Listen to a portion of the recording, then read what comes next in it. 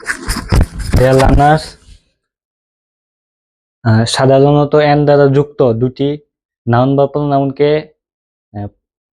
Plural ধরা হয়, plural subject ধরা হয় এবং পরের ভার্বটি প্লুরাল হয়। যেমন he and I dash friends, he and I কে প্লুরাল ধরা হয় এবং পরে ভার্বটিও প্লুরাল হয়। যেমন he and I are friends.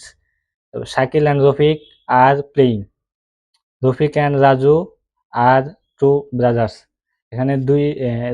এখানে দুইটিকেই প্লুরাল সাবজেক্ট ধরা হয়েছে এবং পরে ভার্বটিও প্লুরাল হয়েছে। এবং আমরা এখন 3 নাম্বার রুল দেখব। এন দ্বারা যুক্ত একাধিক নাউন যদি একই বস্তু বা ভাব নির্দেশ করে তাহলে সাবজেক্ট ও প্লুরাল সিঙ্গেল হয়। এন দ্বারা যুক্ত দুটি নাউন বা প্রোনাউন যদি একই বস্তু বা ভাব প্রকাশ করে তাহলে সাবজেক্ট ও প্লুরাল দুটি সিঙ্গুলার হয়। যেমন bread and ইগস that's my favourite breakfast. এখানে দুইটি ব্রেড অ্যান্ড বিগস দুইটি ব্রেকফাস্টকে নির্দেশ করেছে। ব্রেড অ্যান্ড ইগস ব্রেকফাস্টকে নির্দেশ করায় এটি একটি ভাব প্রকাশ করেছে এবং এটি সিঙ্গুলার। ব্রেড অ্যান্ড ইগসও সিঙ্গুলার এবং ভার্বও সিঙ্গুলার ফর্ম হবে। তাই bread and eggs is my favourite breakfast. এবং আমরা যদি আরেকটা উদাহরণ দেখি, the horse and the carriage that's the gate. এবং দ্য হর্স ঘোড়া এবং ঘোড়ার গাড়িটি গেটের সামনে রয়েছে। এখানে দুইটি ঘোড়া এবং ঘোড়ার গাড়ি গেটের সামনে অবস্থান নির্দেশ করেছে, তাই দুটি সিঙ্গুলার হবে। তাই এখানে সিঙ্গুলার ফর্ম ইজ হবে।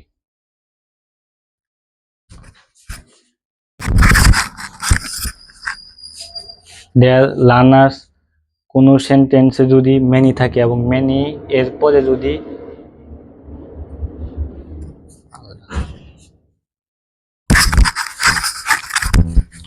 দেয়ার লার্নার্স কোনো সেন্টেন্সে যদি মেনি থাকে এবং মেনি এর পরে যদি আর্টিকেল এ অথবা এন থাকে তাহলে নাউন ও ভার্ব দুটি সিঙ্গুলার হয়।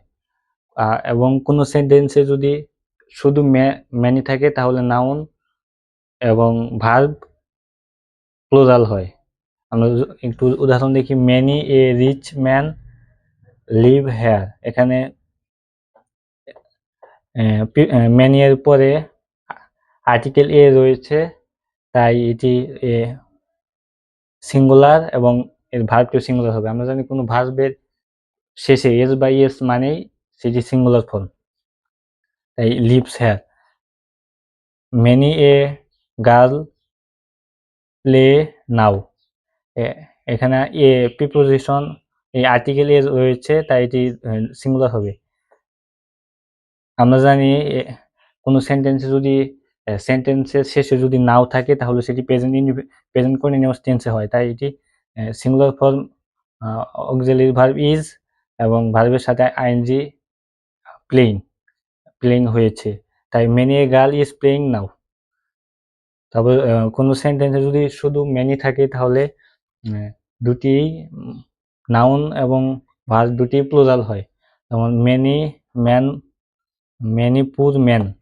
এখানে ম্যান এটি প্লুরাল।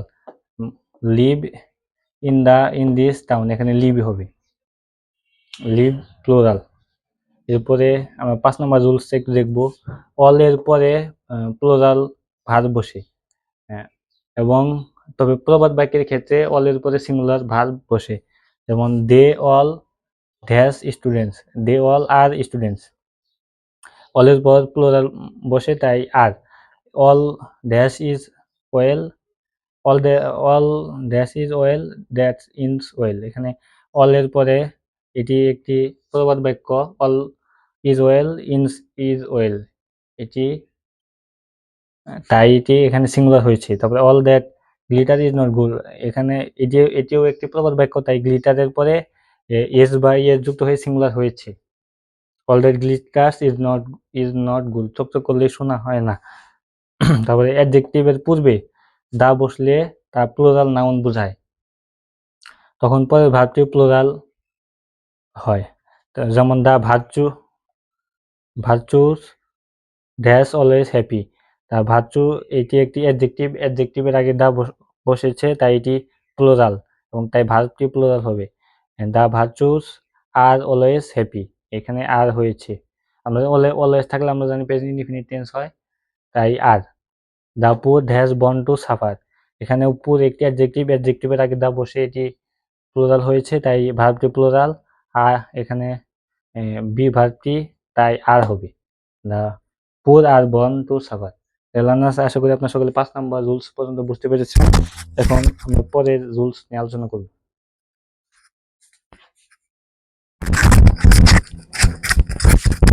দেয়ার লার্নার্স, কোন সেন্টেন্সের মাঝে যদি as well as, with, along with, together with, accompanied by, followed by, and, no অথবা and not ইত্যাদি দ্বারা যুক্ত দুটি নাউন বা প্রোনাউন থাকে তাহলে এর পূর্বের বা প্রথম নাউন বা প্রোনাউন অনুসারে ভার্ব বসবে। এই যে মাঝখানে as well as থাকলে এই সাবজেক্ট এই এগুলির আগে যে সাবজেক্ট হবে সে অনুসারে পরে ভার্ব বসবে। যেমন Nipu as well as her brothers, that's good, as well এর আগে নিপু রয়েছে, নিপু অনুযায়ী ভার্ব বসবে। Nipu is good. তারপরে I and not Jamil, that's done it, এখানে এই অ্যান্ড নটের আগে সাবজেক্ট অনুসারে ভার্ব বসবে। আমরা জানি আই এর পরে হ্যাভ হয়, I have done it. The chairpersons as well as the members, that's present. আমরা জানি অ্যালং উইথ এর আগের সাবজেক্ট অনুসারে ভার্ব হয়, চেয়ারপারসন এটি সিঙ্গুলার ফর্ম তাই ভার্বটিও সিঙ্গুলার ফর্ম হবে, ইজ তাই ইজ প্রেজেন্ট। লার্নার্স, আশা করি এই রুলসটি আপনারা বুঝতে পেরেছেন। এর সকলকে এই পর্যন্ত ধন্যবাদ। আমরা এরপর ধারাবাহিকভাবে আরো ক্লাস নিয়ে রাইট ফর্ম অফ ভার্ব শেষ করব ইনশাল্লাহ।